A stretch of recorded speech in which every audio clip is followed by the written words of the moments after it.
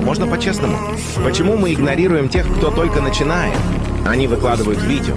Мало просмотров, не идеальное качество, но они старались. И вместо поддержки мы просто пролистываем, будто их не существует. Помни, ты сам начинал с нуля. Ты тоже хотел хотя бы один комментарий.